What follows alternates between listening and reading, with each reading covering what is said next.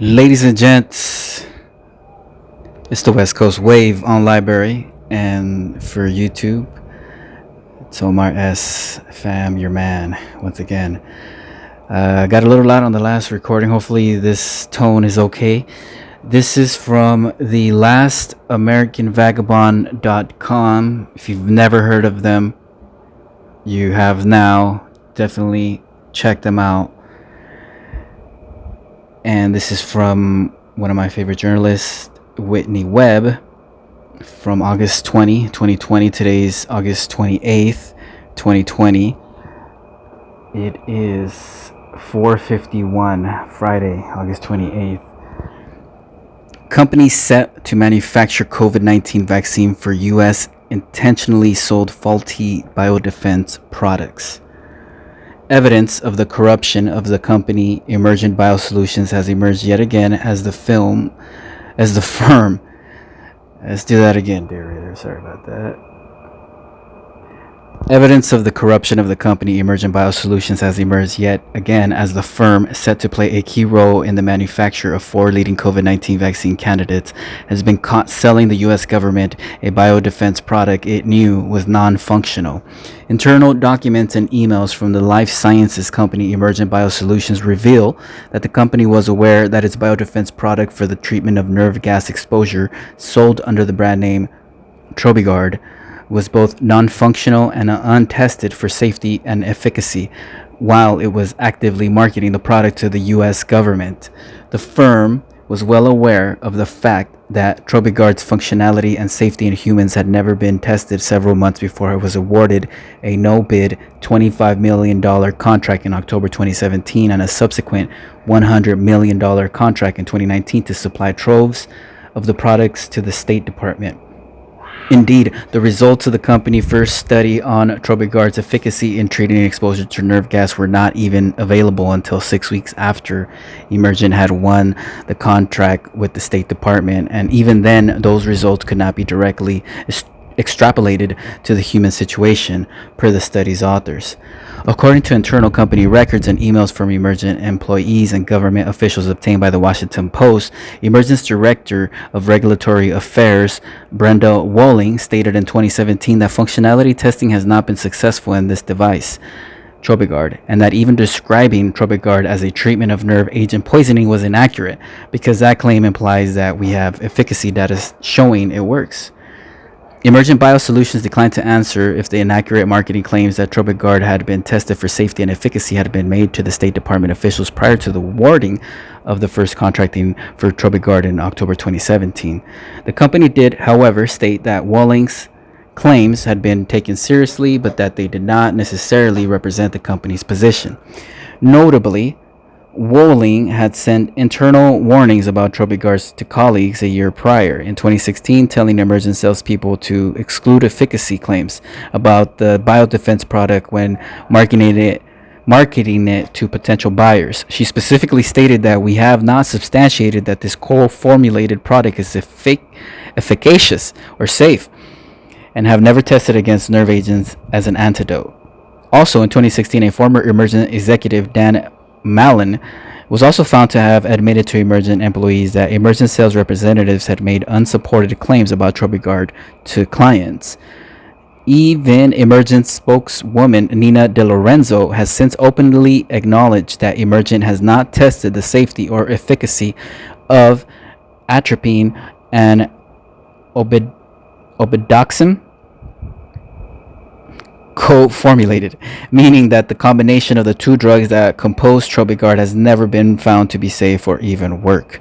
Emergent made clear to government agencies interested in procuring Trobigard that they were doing so based on their own determination of need, without the type of safety or efficacy data from Emergent.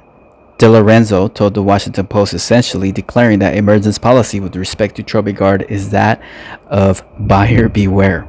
Yet, some of Trobigard's issues were so glaring and obvious that they resulted in public recalls, with the company recalling 61,000 units that had been sold to the United Arab Emirate in January 2019, while Emergent's contract with the State Department obligated them to report any issues with the safety and efficacy or of delivered or ordered products and or manufacturing or quality of the production lines in a timely manner.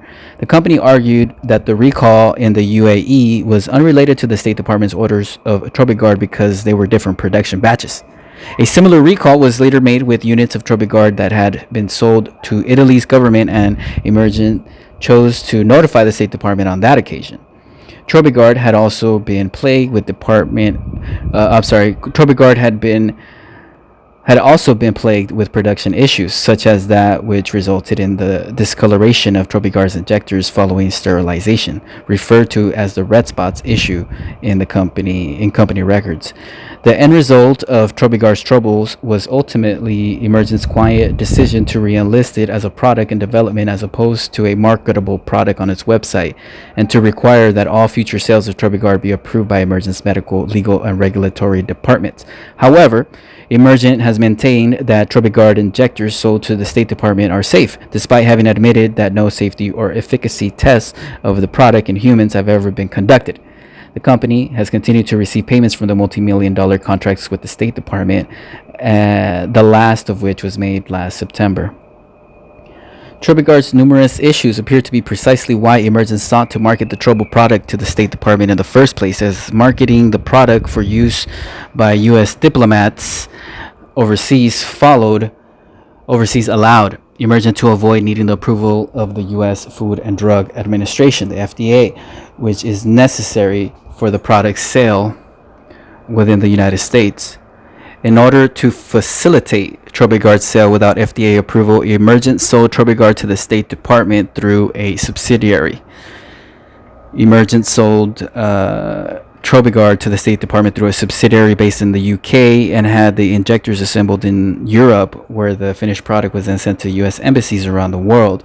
Trobigard is not currently approved for use by the health authorities of any nation. An abysmal track record gets worse.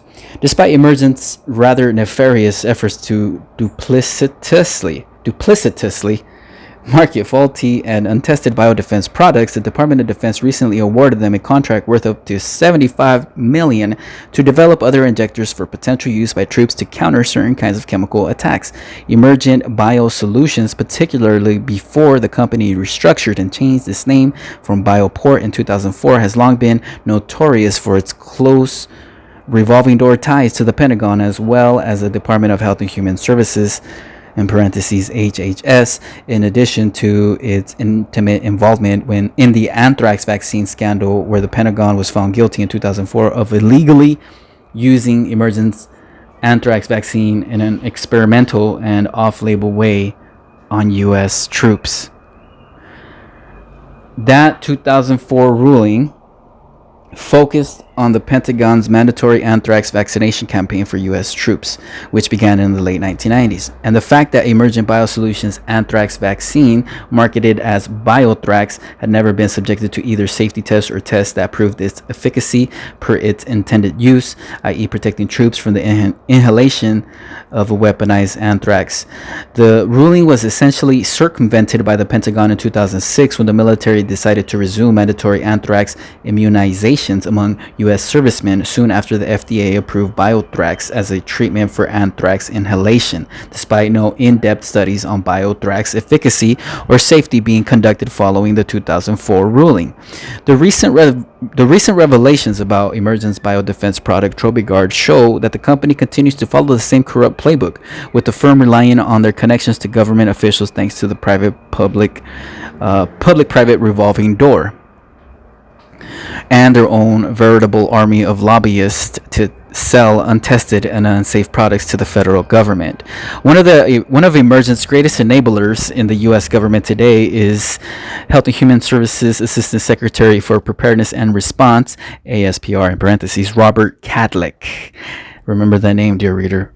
Kadlec, once a lobbyist for Emergent, who also co-founded a biodefense company with Emergent's founder, Fuad El-Hibri, had informed one of Emergent's top lobbyists, Christopher French, Christopher Freck about a potential opportunity in Japan after an official visit to the country in 2019. A spokeswoman for Catholic later stated that Dr. Catholic was contacted by Japanese senior government officials asking for American suppliers of medical countermeasures in preparation for the Olympic Games, and Catholic provided them contacts with multiple suppliers. During Cadlec's tenure at HHS, Emergent Biosolutions has become the largest contractor to the HHS office he oversees. That's the Human Health Services office he oversees, which also now exercises complete control over the strategic national stockpile. Cadlec spent the better part of his lengthy career orchestrating both the creation of the SNS and the consolidation of its control by a single office, the Health and Human Services ASPR. Going back to that article over here is the Assistant Secretary for Preparedness and Response. It is partially thanks to Cadlec, whose office is also in charge of major aspects of the U.S. government's COVID-19 response, that Emergent Biosolutions is set to play a key role in the manufacture of at least 4 of the leading COVID-19 vaccine candidates. Despite Emergent's abysmal track record involving the sale of untested, unsafe, and non-functional products. As the race to bring the first COVID-19 vaccine to market has heated up, Emergent Biosolutions has forged partnerships with the companies creating most of the leading COVID-19 vaccine candidates, including Johnson & Johnson, Vaxart, Novavax, and AstraZeneca. Per these partnerships, Emergent Solutions will be the main manufacturer for the vaccine candidates developed by the aforementioned companies, some of which are developing their vaccines with explicit U.S. government support. In addition, the U.S. government itself has awarded Emergent a $628 million contract by the Biomedical Advanced Research and Development Authority, BARDA, in parentheses, a division of the Health and Human Services overseen by Robert Cadlec's office. Per an Emergent press release, this BARDA contract builds off an existing contract between BARDA and Emergent and secures on behalf of leading COVID-19 vaccine innovators that are supported by the government capacity for drug substance manufacturing at the company's Baltimore Bayview facility and for drug product manufacturing at the Baltimore, Camden, and locations. In other words, the contract essentially ensures that Emergent will be involved in manufacturing the U.S. government's COVID-19 vaccine candidate of choice, in spite of their horrendous track record on producing, on product testing and product safety. So again, this is from Whitney Webb. Whitney Webb is a staff writer for The Last American Vagabond. She has previously written for Mint Press News, Ben Swan's Truth in Media. Her work has appeared on Global Research, the Ron Paul Institute, and 21st Century Wire, among others. She currently lives with her family in southern Chile. This again is from thelastamericannvagabond.com.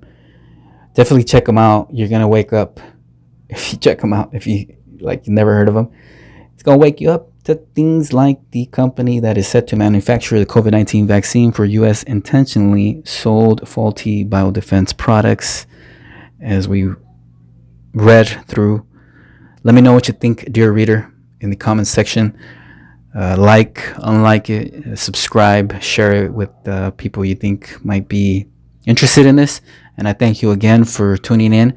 There's more important stuff on the way.